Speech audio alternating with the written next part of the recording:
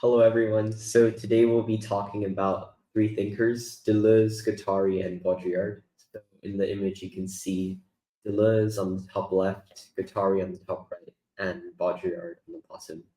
And these are all three key French thinkers in the postmodern tradition who expanded the postmodern ideas of Derrida and applied them to sociology, politics, and also merged them with other disciplines like economics and biology.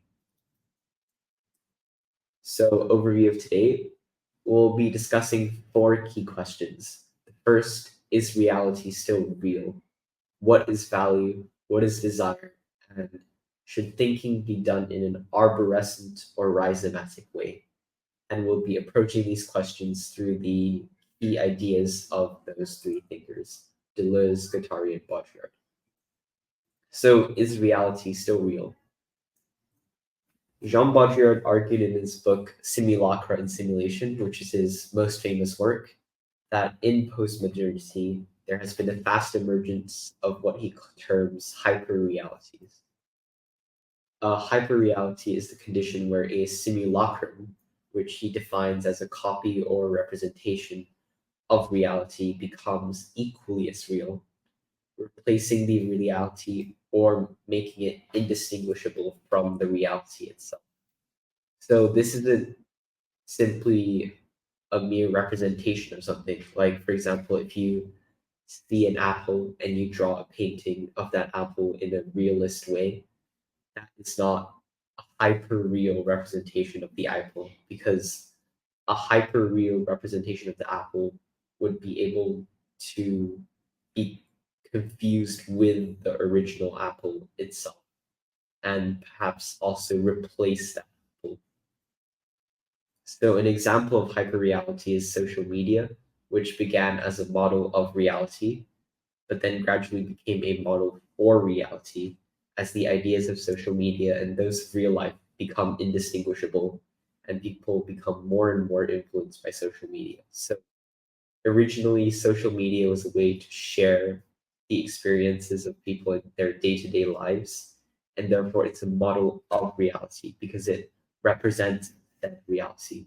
But then it became a model for reality because unrealistic ideas and standards of beauty and happiness became spread through social media. And these then determined the ways in which people now wanted to live their lives. And therefore, social media began as a model of reality and then proceeded to become a model for reality and is therefore a hyper reality. It replaces that reality and becomes indistinguishable from reality itself, as the ideas that spread and are originated from social media are now hard to separate from the ideas of reality, as the two have become too interconnected. And so on the top image, you can see an image of the classic analogy of Plato's cave, where the cave dwellers are only able to see shadows of the real world and not the real world itself. But in this sense, the shadows themselves determine the objects from which the shadows originate from.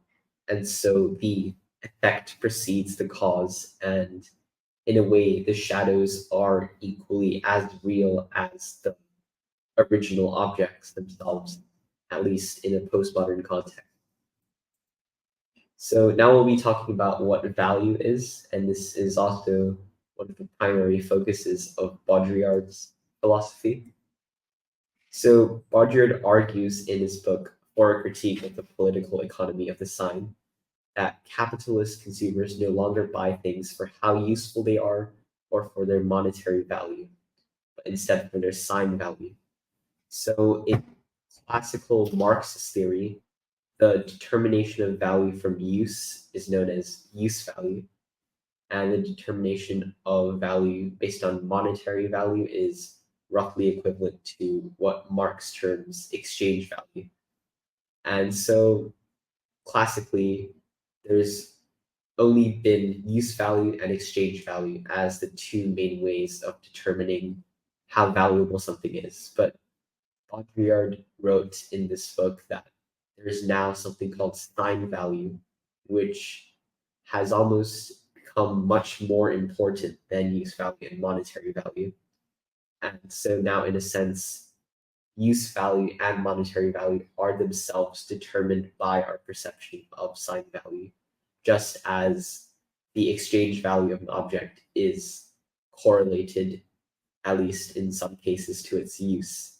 So, for example, a machine which works much more efficiently than another machine would be priced more highly, at least in a general sense. So, the sign value of a commodity is how much it signifies a sense of social prestige, which is usually detached from the essence of the commodity itself. So, what I mean by this is the sign value of it is unrelated to its use value and is unrelated to its monetary value. And the sign value is something that exists completely in and of itself and is sometimes not even related to the commodity itself and is something that's completely separate, yet influences the way we perceive that commodity. So, for example, it's a Gucci bag, which gives the possessor a feeling of high social status because it's viewed as something only high class people have. And consequently, this view of a Gucci bag as something of high sign value, the Gucci bag will also correspondingly have a high monetary value and therefore have a higher use value in the sense that it can be used to communicate the wealth or social status of the person. And this sign value can be said to be detached from the Gucci bag itself because there exists many other types of bags which, in my opinion, are equally as aesthetically pleasing and useful, and perhaps even more useful. Like you can have a bag with many more pockets or some cool feature which isn't as expensive but has a lower sign value and is therefore valued less in postmodern society. And Baudrillard also contends that in postmodernity, the use values and exchange values themselves become forms of sign values, which is something I talked about earlier. So, for example, something with a high sign value can lead it to be priced highly and be useful for signifying wealth. So, like with the Gucci bag. And he wrote in For a Critique of the Political Economy of his time that everything, even artistic, intellectual, and scientific production, even innovation and transgression, is immediately produced as sign and exchange value, relational value of the sign. So it shows that now even exchange value is determined through its relation to the sign value. And in fact, all aspects of life in postmodernity seems to be consumed and determined by this perception of sign value. So it mentions art, like the intellectual and the scientific, innovation, transgression. So yeah, everything has become determined by sign value in the postmodern age. And this goes against earlier ideas of use value and exchange value. Now we'll move on to discussing some ideas that are based more in the philosophies of Deleuze and Guattari. So, what is desire? So, the classic Freudian conception of desire is that it arises from a lack of the desired. So, for example, you desire water because you are thirsty or lacking water. So, desire is something that arises through lack or through loss. And this is partly why there's the classic Buddhist idea of attachment being the root of suffering, because when you're attached to something and that thing is removed, then you will feel disappointed. And it will be said, at least according to Freudian theory, that your desire for that thing will increase due to your lack of it. And this is why people have nostalgia, because they are lacking the experience of something that they used to enjoy. And this is why people are homesick as well, because they are lacking access to their home. However, in their book Anti-Oedipus, Deleuze and Guattari reverse this Freudian idea and create their concept of desiring production. So basically, instead of desire arising through lack, they theorize that desire is actually something that's produced and is not created through absence, but instead is used to fill up that absence and to create something new entirely. So they argue that desire is a productive force. So you desire water because you want to produce and create water in your body. And this means that desire is viewed in more of a positive way and viewed more in terms of the consequences of desire rather than the intentions behind desire. So it can be seen as a more scientific way of viewing desire in a sense. And desiring production is done by what they call desiring machines. And Deleuze and Guattari think that desiring machines can never exist by themselves, but only in a larger network of desiring machines, which they call the social machine.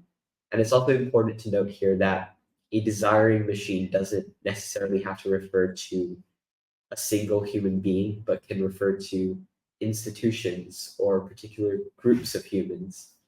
And that's why they use the term machine instead of just human or individual or subject, which are terms used in classical psychoanalysis. And hence, desires in postmodernity are no longer driven by an individual, but by their social environment, which is why commodities with high sign values linking to Baudrillard are desired. So this means that desire is now not something that's uniquely tied to the individual and is not something that's unique to a single person, but desire is viewed as something more collective and more productive. And so desires can easily change and shift and be newly created and newly destroyed. So desire has now become a much more complex concept with the arrival of the postmodern age. And this idea of larger interconnections linking every individual part to every other part, such as the idea of the desiring machine and its ties to the social machine, links to Deleuze and Guattari's concept of the rhizome, which was developed in the book following on to Anti-Oedipus called The Thousand Plateaus. So Deleuze and Guattari, they collaborated on this two-book series known as Capitalism and Schizophrenia. And the first book was Anti-Oedipus, and the second was A Thousand Plateaus. So should thinking be done in an arborescent or rhizomatic way? So in A Thousand Plateaus, Deleuze and Guattari argue that thinking has traditionally always been done in an arborescent or tree-like way. There are clear beginnings and ends, and different ideas branch out into others, which then branch out further. So it's a way of thinking that is very ordered, very structured, and has a clear hierarchy and sequence of events. So for example, if we think about the history of Christianity, we have the first division of Christianity into Catholic and the Orthodox churches, and then we have the further divide in the Catholic Church into Catholicism and then into Protestantism, and then we have the different branches within Protestantism, and then we have different traditions that moved out of the Orthodox Church, and so there's a clear order, even if it becomes more complex over time. And Deleuze and Guattari argue that to understand postmodernity, one needs to stop thinking in an arborescent way and instead in a rhizomatic one, because they argue that in the postmodern age, things are much less ordered and simple, and everything is interconnected. So, like with the desiring machines, and so we need a much more grand and comprehensive way of systemically cognizing the more complex relationships between things in postmodernity. So let's think about the word rhizome itself. In biology, a rhizome is a system of interconnected roots, which you can see in the image underneath the image of the tree. And in a rhizome, every root connects to every other root, and a root can only have meaning when contextualized within the larger system of roots. And if the rhizome is broken, it can also easily restart itself.